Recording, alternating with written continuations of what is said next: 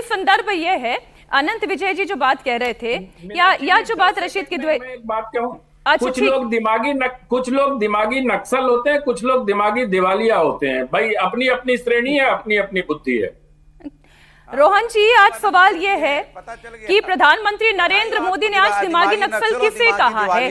अपने विरोधियों को कहा है, जैसा अनुराग भदौरिया कहने की कोशिश कर रहे हैं?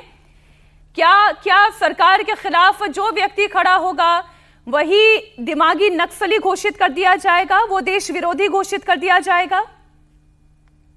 मीनाक्षी जी, आपको, हमारे पैनलिस्ट को और देश को स्वतंत्र दिवस की शुभकामनाएं। हम डिबेट करते रहेंगे, पर भारत बहुत आगे बढ़ चुका और हम सबको सबका गौरव होना चाहिए। और आज प्रधानमंत्री जी ने जो कहा उसके लिए मैं एक पहले कहावत करूंगा, चोर की दाढ़ी में तिनका। ठीक है, अब देखिए, जयराम रमेश ने पकड़ लिया, कहीं किसी का नाम नहीं लिया।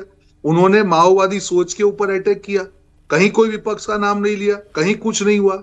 इसी को तो सेल्फ गोल कोडते मीनाक्षी जी। उन्होंने बहुत क्लियर कहा कि हथियारी नक्सल चले गए, और जो दिमागी नक्सल है, जिनकी माओवादी सोच है, जो देश के खिलाफ की सोच है, उस पर उन्होंने घात किया। यहाँ पे रशीद किडवाई बैठे हैं, अपने आप को पत्रकार बता रहे हैं, अच्छे पत्रकार हैं। उन्होंने भी कहा विपक्ष के ऊपर नहीं बोलना चाहिए। कहाँ नाम लिया? ये राजनीतिक मंच नहीं है। बिल्कुल आपकी बात सही है। स्वतंत्र दिवस पे अगर लाल किले से प्रधानमंत्री जी देश के विरोधियों को सवाल उठाते हैं, उसमें भी आपको प्रॉब्लम है। कहा नाम दिया? क्या कांग्रेस का नाम लिया? क्या समाजवादी का? आप चढ़ बैठते हैं, फिर बोलते हैं कि प्रधानमंत्री ये कहा। ये तो आपका सेल्फ गोल है। अगर आप खुद को ही वो सोच रहे हैं कि आप दिमागी नक्सल है, तो हम क्या कर सकते हैं? ये तो आपकी खुद की सोच है। जयराम रमेश को जब पूछा सवाल, तो उनको बोलना चाहिए कि मैं प्रधानमंत्री जी के साथ कर रहा हूं कि जो लोग भी माओवादी सोच है, हम उसके खिलाफ है, जो देश के खिलाफ है। उसको खुद के ऊपर ले लिया, विरोधी पे कर लिया। आप बैल मुझे मार, आपको करना ही है। मीनाक्षी जी, मीनाक्षी, मैं पूरे मीनाक्षी सम्मान जी, के साथ मैं मेरी बात को खत्म अच्छा, करूं। मैं आपके बीच में नहीं बोला, मैं आपके बीच में नहीं बोला, प्लीज आप खत्म करें। मीनाक्षी जी, यही सोच से प्रॉब्लम है, यही कांग्रेस पार्टी। अब देखेंगे आप, आज वंदे मातरम इतने सालों के बाद पहली बार लाल किले से जब गाया गया, कांग्रेस के दफ्तर में जब वंदे मातरम की पंक्तियां गाएगी, किस प्रकार से विरोध हुआ। अब तो वो लॉ बन चुका है, उसके ऊपर भी आपत्ति है। ये आपकी सोच देश विरोधी नहीं तो क्या है?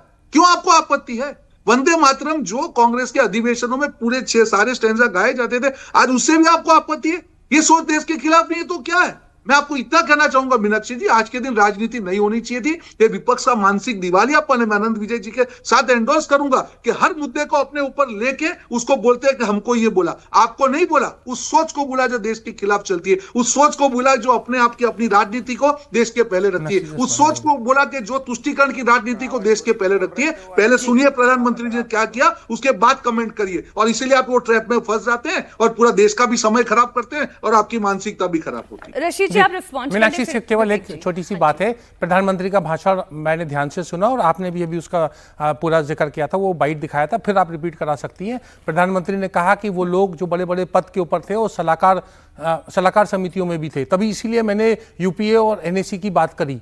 तो प्रधानमंत्री ने बिल्कुल कहा है कि सरकार में थे और बड़े बड़े पद पे थे। तो ये बात को हम ऐसे नहीं कह रहे हवा में। जब प्रधानमंत्री ये बात कहते हैं तो रोहन गुप्ता को उसको ध्यान से सुनना चाहिए। नहीं, एक मिनट, वापस मैं बता रहा हूँ रशीद किडवाई, आपको मैं बता दूं कहां आप गलत है। उस सोच की अगर कोई व्यक्ति, उसको कहा, पार्टी को नहीं कहा। आपकी सोच है कि कांग्रेस को कहा। देखिए, मेरा उतना ज्ञान नहीं है जितना आपका है। अगर प्रधानमंत्री कह रहे कि वो लोग सरकार में सलाहकार समिति में थे, तो सरकार में सलाहकार समिति में कौन था, ये आप अनंत विजय जी से भी पूछ सकते हैं। अब आपको कांग्रेस के प्रवक्ता, तब आप सुन लीजिए बात को। देखिए, आप व्यक्तिगत बातें करते हैं, दल आप बदल के आए हैं, आप फजूल की बहस मत करिए। रशीद जी, उनकी बात भी आ गई। रोहन जी, मैं आपकी बात समझ गई। आपका कहने का मतलब ये, प्रधानमंत्री का इशारा पार्टी पर नहीं था, लेकिन वो व्यक्ति अगर किसी पार्टी से एसोसिएटेड है और अपने आप पर अगर वो बात ले रहा है, तो इसमें भी बीजेपी को कोई बात की निराशा नहीं होनी चाहिए। तो जहां तीर आप चलाना चाहते थे, एकदम सही जगह पे निशाने पर तीर लगा है और वहां से बात आ रही है, अब निकलकर सामने खुल रही है। ऐसा है मीनाक्षी जी, अगर इसको आप तीर बोलेंगे तो तीर तो चला, इन्होंने ढूंढ के पीछे गए, तीर के पीछे दौड़े, अरे मुझे पकड़ना है तीर, और ये तीर उड़ता तीर ले लिया। रशीद भाई ने उसकी शुरुआत की और अनुराग भाई ने पकड़ लिया। मुद्दा यही तो समझना है। जब सोच की बात आती है, जब प्रधानमंत्री जी ने लाल किले से कुछ कहा, प्रधानमंत्री भी समझ के बोलते हैं, हर चीज को उड़ता तीर मत लीजिए। इसी में आप लोग फंसते हैं, फिर हफ्ता उसी में डिबेट करते रहेंगे। अपने आप को खुद को ही आप बोलेंगे दिमागी नक्सल, तो हम क्या कर सकते हैं। मैं अब विवेक श्रीवास्तव जी, आज युवाओं की खूब जमकर बात हुई। आज अगर प्रधानमंत्री नरेंद्र मोदी के हिस्सों को अगर अलग अलग सेगमेंट्स में बांट कर देखें, तो जो सबसे बड़ा हिस्सा था वो देश के युवाओं पर आधारित था। और उसके बाद फिर मैं डेटा निकालने लगी कि आज की स्थिति में भारत के स्टार्टअप्स की सिचुएशन क्या है, एआई की सिचुएशन क्या है, सेमीकंडक्टर्स की सिचुएशन क्या है। तो उस पर जो डेटा मैं समझ पाई हूं, साल 2024 में 89% नए स्टार्टअप खुले, जिसमें से ज्यादातर एआई पावर्ड स्टार्टअप हैं। 2026 का जो लक्ष्य है वो सालाना 1 करोड़ यूथ को एआई ट्रेनिंग का ऐलान कर दिया गया।